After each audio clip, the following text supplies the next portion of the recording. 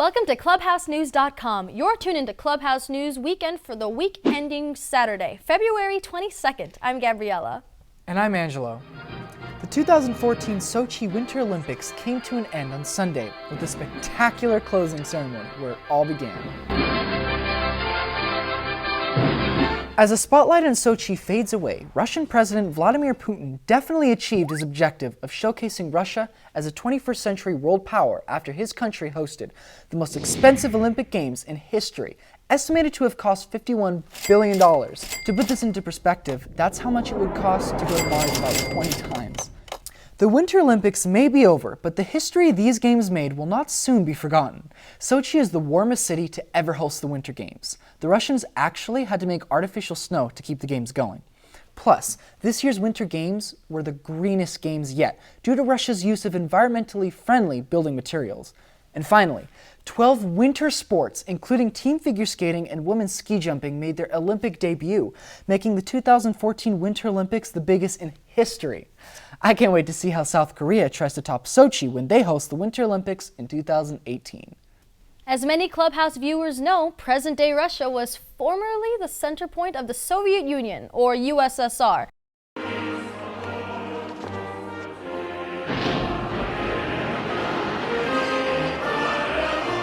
Before 15 countries left after 1991, including the Ukraine.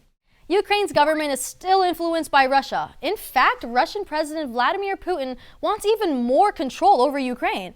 But Ukraine just does not want to give up their independence, and they are willing to fight for it.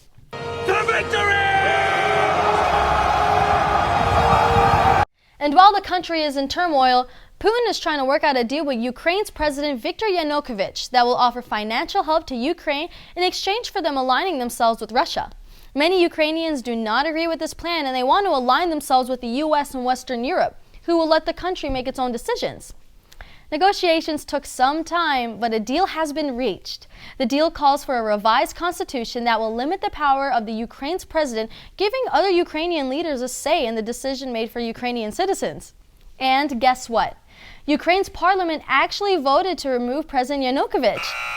The Ukraine will have elections for a new president on May 25th. Note to self, freedom usually wins. But they'll never take our freedom! A historic meeting took place this week when 6 world powers, including the US, Russia, China, Britain, France, and Germany, met with the Islamic Republic of Iran in Vienna, Austria, to discuss coming up with a long-term agreement about nuclear activities in Iran.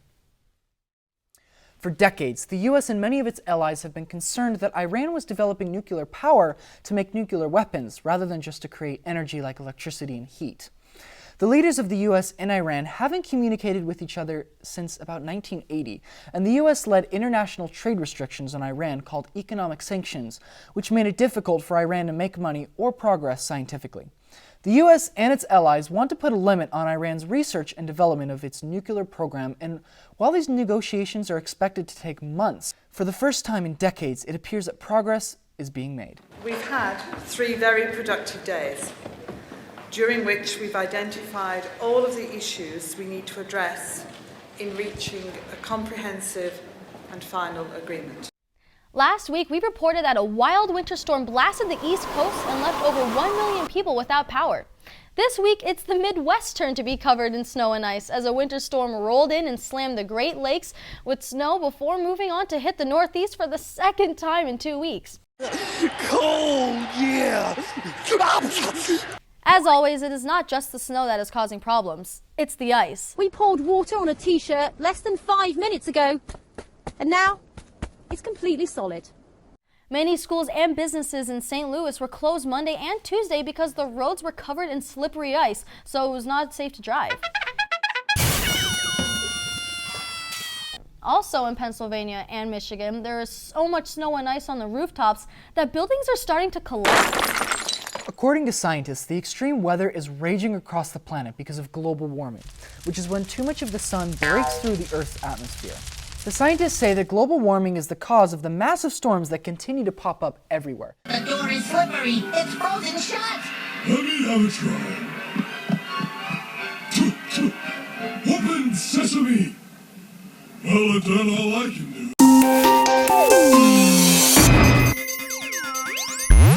Hi, I'm Devin with this week's Science and Tech News.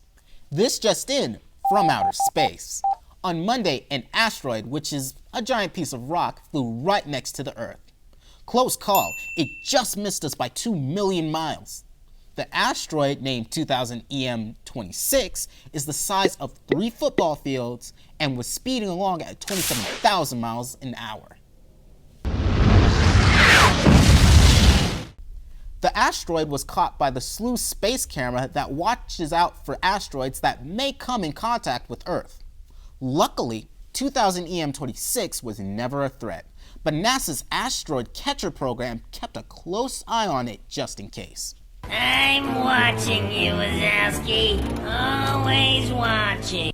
The asteroid catcher program plans to catch an asteroid and drag it into orbit around the moon so that astronauts can visit the asteroid and collect samples to study.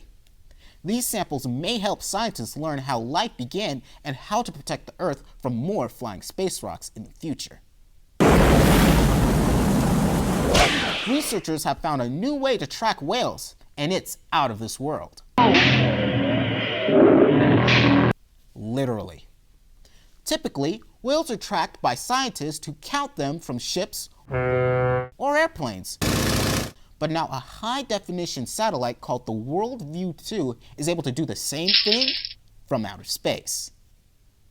The WV2 is so powerful it could see an object on Earth that is only 50 centimeters wide, which is smaller than Shaquille O'Neal's foot, all the way from space. In fact, when the Worldview 2 was compared to the eyes of scientists, the WV2 saw 90% of the whales that the scientists spotted. That's pretty good considering that the WV2 is all the way up in space. I wonder if the WV2 ever sees me.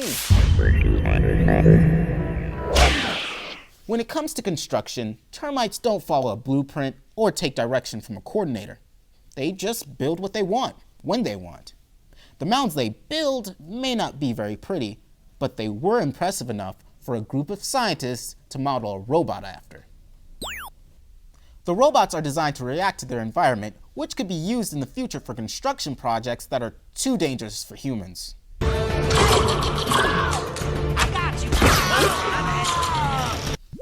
The robots are nicknamed frogbots or squirrelbots and can be programmed to follow a pattern in order to build a structure. These robots have a hard time sensing what their fellow robot builders are doing, so the structures can turn out a bit random, but researchers hope to advance these little guys and eventually send them to build a base on Mars. To be the first man to set foot on the surface of Mars. Whoops! The ocean is filled with scientific mysteries, but scientists are unable to visit many areas of the ocean because submarines are unable to get there. It's just too dark and too deep. Well, a group of researchers decided to solve this problem by creating GhostBot, a robot that can go nearly anywhere in the ocean. GhostBot was inspired by studying the Amazon basin's ghost knifefish. This creature detects objects in its environment by releasing tiny electric currents, and a long fin beneath its body helps it to cut efficiently through the water. Scientists have designed GhostBot to do the same thing so that it will be able to explore waters that are too dangerous for humans. Hey GhostBot, watch out for sharks. Japanese inventors have created an all-robot band called the Z Machines.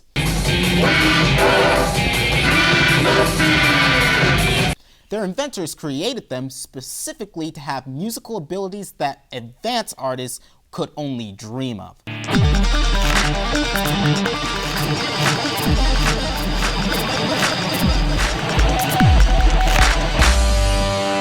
Which would explain why the members include a 78-finger guitarist, a 22-arm drummer, and a robot that plays the keyboard with laser beams. I just hope their album doesn't shoot laser beams at me. What if you could listen to music while exercising and track your fitness levels in a single wireless device? I didn't know we could do that. Well, let me introduce you to the Dash, high-tech earbuds that can monitor your body's oxygen energy, and heart rate, all while playing your favorite workout playlist. The Dash can connect to your smartphone wirelessly, but there's no need to drag it along for every run because the headphones can store up to 1,000 songs. The right bud has a touchscreen surface that controls music, while the left bud is where all the fitness tracking happens. Plus, if you get a phone call during your workout, the Dash even has a tiny microphone built in. These super cool headphones should hit the stores by October, but you might want to start saving your allowance now because they will be costing about $300. Hello? Wiley? I got a package for you.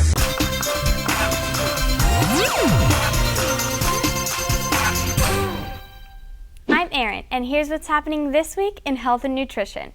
Regenerative medicine, which replaces human cells, tissues, and organs, has made a major scientific breakthrough. For the first time ever, U.S. scientists were able to grow human lungs in a laboratory. A medical research team at the University of Texas took a damaged lung, removed its cells and materials until just the frame of the organ was left. Then they added back cells from a different lung. Next, they put it inside a liquid-filled chamber that gave the cells nutrition, and after 4 weeks, presto, a healthy human lung emerged. This breakthrough could mean saving many lives in the future. In the movie Avatar, main character Jake Sully is able to control the body of a native creature by linking their brains together. Now, researchers inspired by the film have created a way for one monkey to control another's mind. We test one subject. I want to make sure it's stable. These results could be very helpful in treating individuals who are paralyzed or unable to move their bodies due to spinal cord injuries. Our spinal cord is a bundle of nerves which connects the brain to the rest of the body. This connection allows your brain to send commands to your body parts. When someone injures their spinal cord, the signals can no longer travel from the brain to the body, so the person can't control their body parts.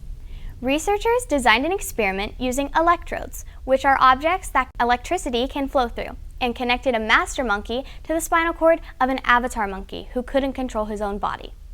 The master monkey was able to control the avatar monkey's muscles using a brain-powered machine. How cool is that?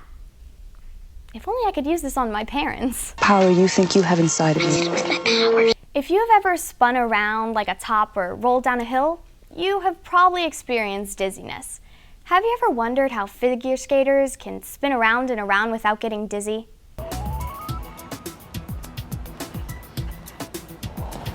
How do you not get dizzy?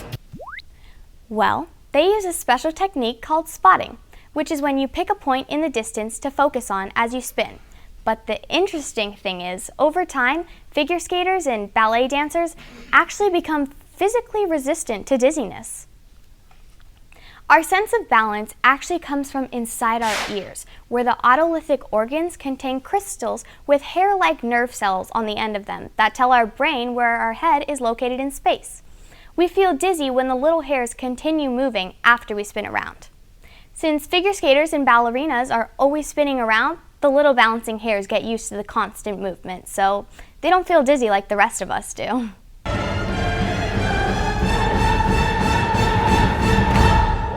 Miracles really do exist. They do exist. At least they do for Brian Miller, a delivery truck driver from Ohio who suffered a severe heart attack and actually died for 45 minutes.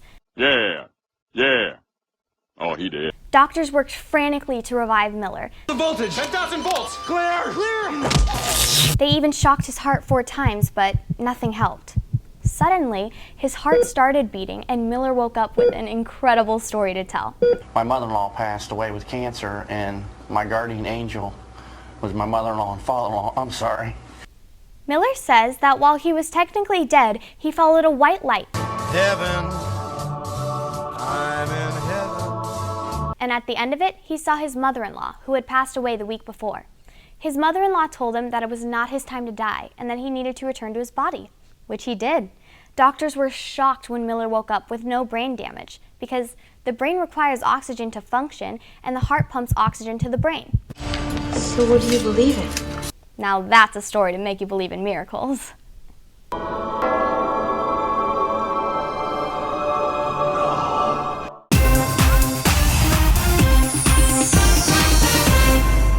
I'm Nicholas with this week's Sports Report.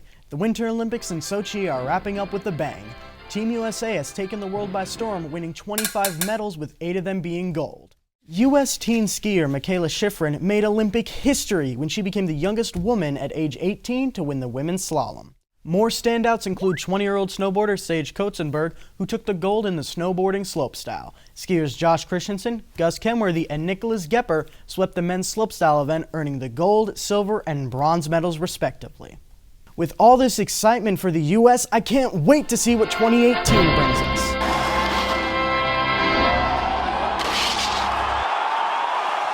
As many of you may know, the Miami Dolphins suspended Richie Incognito for bullying offensive lineman Jonathan Martin. This past week, a 140-page hard-hitting report confirmed what Jonathan Martin had claimed. Emotional abuse and bullying had clearly taken place. This has thrust the NFL into the spotlight, launching a national anti-bullying campaign. As we all know, bullying is very serious. Oh, I'm sorry. Did I crush your Twinkies? Hey, what did you do that for? What may seem like a joke can really damage an individual's spirit and self-esteem. It may not seem like a big deal for grown men to tease each other in the locker room of the NFL, but what this does prove is how quickly a situation can get out of hand and how one person's actions can cause someone pain.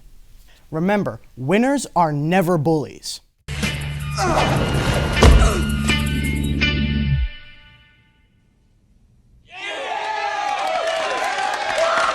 Every year, the best players in the NBA are selected by the fans to face off in the All-Star Game, with the Western Conference All-Stars facing the Eastern Conference All-Stars. This year's game was the highest scoring game in history, with the East coming back to defeat the West 163-155. Crowd favorite Kyrie Irving of the Cleveland Cavaliers took this year's MVP honors after leading his team to victory from 18 points behind, scoring 31 points. Electrify the crowd.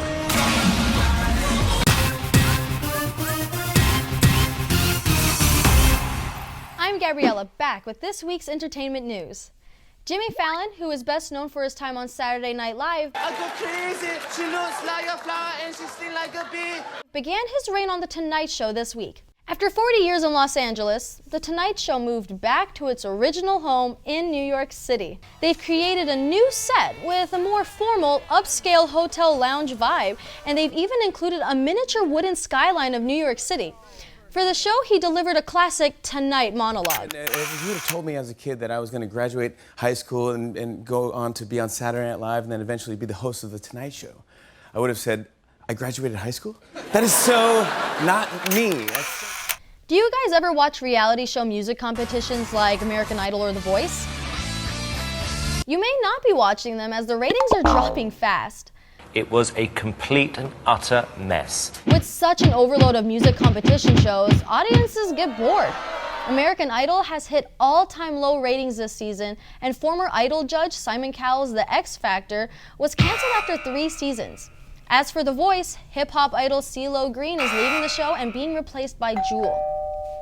With the ratings dropping and an abundance of choices, are these music competition shows on their way out? That's the word on the street? Word on the street. So I'm gonna go ahead and say no.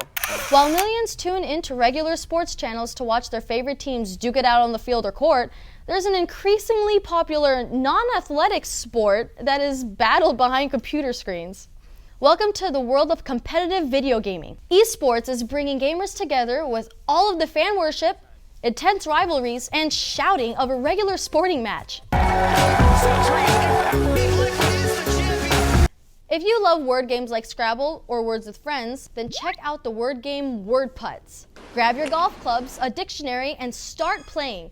As you complete the different levels, you face new obstacles and the word placement changes, which forces you to think outside of the box. You can plan your path across the board with all the mind-bending angles of a geometry class while squeezing your memory like a sponge for all those vocabulary lists your English teacher made you memorize. We give Word Putts an A+ and is a must download. If you are heading to the movies this weekend, check out RoboCop.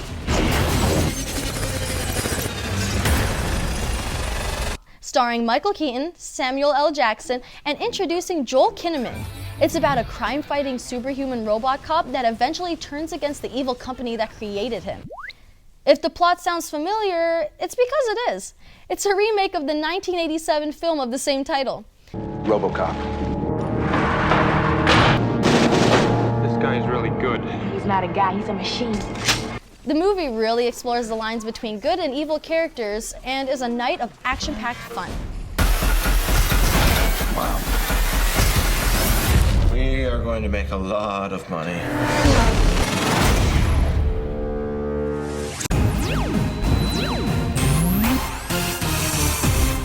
I'm Carlin with your news from around the world. Have you ever traveled outside of your own country? Have you ever been to Mexico? Mexico, the most trouble-free place in the world. Then you know you'll need a passport. What's a passport, you ask? It's an identification booklet that has your picture and several blank pages you can fill up with entry stamps from every country you visit. I'm going on an adventure! These booklets are uniquely designed depending on what country you're from. Every country needs a passport, and guess what? Even Pope Francis, the leader of the Catholic Church, had to renew his passport recently. Pope Francis, who is a very humble man that's always turning down special high-ranked Catholic privileges like fancy housing and clothing, paid the $55 fee for the passport himself rather than accepting VIP treatment. And guess what? He couldn't do under his new name, the Pope. He had to register under his real name, Jorge Mario Bergoglio, and had to do it in his native country, Argentina. So if every country has their own passport, how many would that be? You get the idea. And speaking of the new Pope, he can put his recently renewed passport to use while he travels around the world for the Catholic Church. The Pope recently selected new additions to the College of Cardinals that represents the poorer countries from Africa and Latin America. So, what is the College of Cardinals? There are 199 cardinals that make up the College of Cardinals, and they are from all over the world. Their primary functions are to attend meetings, assist and advise in governing the church, and to elect a new pope. Some of the newest additions include 2 from Europe, 2 from North and Central America, 3 from South America, but there are none from the United States. From the leader of the Catholic Church, we take you to the leader of America, who met with another important leader on Friday. The Dalai Lama traveled all the way from Tibet, the highest point on Earth and the birthplace of the abominable snowman, Can you believe that? Do I look abominable to you?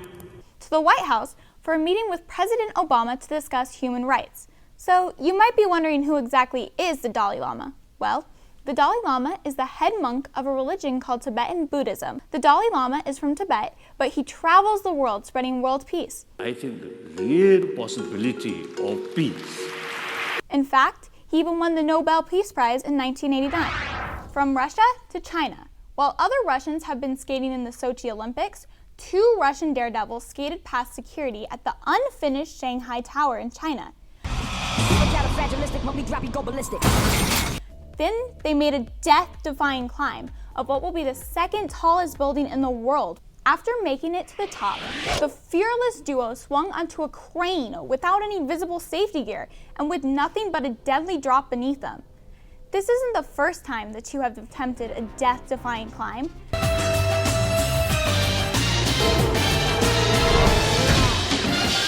They have climbed all kinds of structures, like mines and dams, across Central and East Asia, the Middle East, and Europe. I'm getting nervous just thinking about being up that high.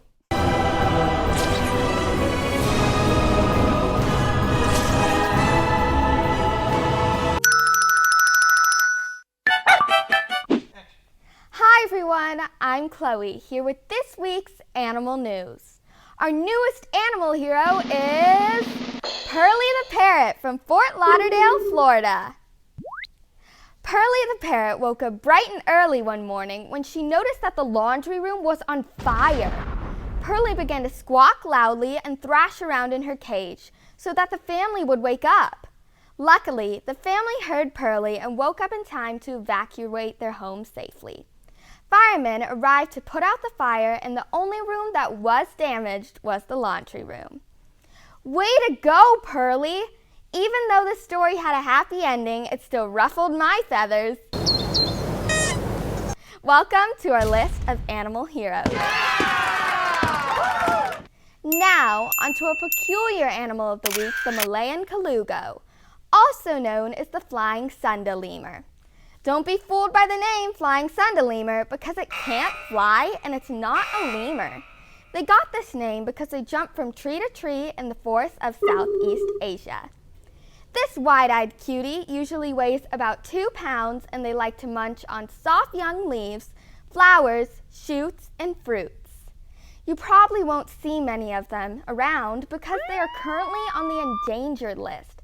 But scientists are hopeful that their numbers will begin to increase now that laws are in place to protect them.